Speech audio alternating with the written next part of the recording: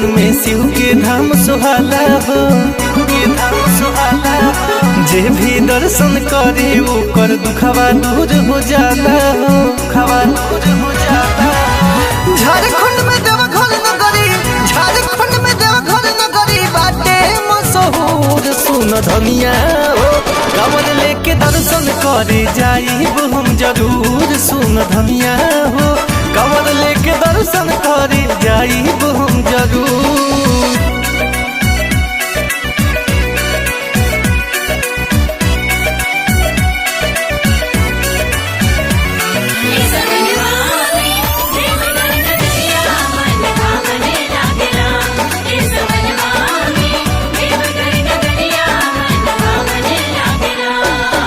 सुल्तानगंज में जाके गंगा नहाइब, पंडित जी से कांवर संकल्प कराइब।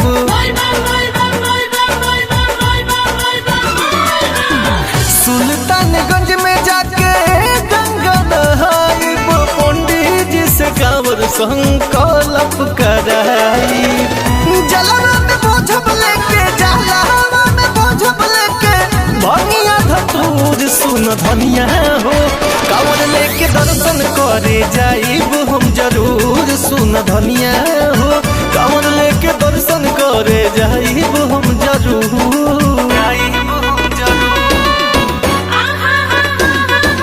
जाइब हम जरूर। बोला बोला बाबा भोलेनाथ की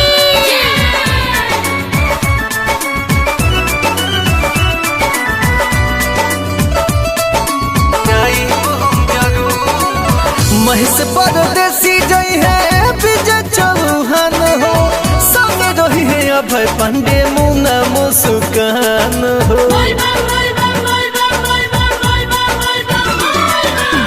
महेश परदेसी जई है विजय चौहान हो, संग रही है अभय पांडे मुन्ना मुस्कान हो। हिम्मत न हरी है मनोज, हिम्मत न हरी है भोलू, होई कितना दूर। सुन धनिया हो, कांवर लेके दर्शन करे जाइब हम जरूर। सुन धनिया हो, कांवर लेके दर्शन करे जाइब हम जरूर। झारखंड में देवघर नगरी, झारखंड में देवघर नगरी बाटे मशहूर। सुन धनिया हो, कांवर लेके दर्शन करे जाइब हम जरूर। सुन धनिया हो, कांवर लेके दर्शन करे जाइब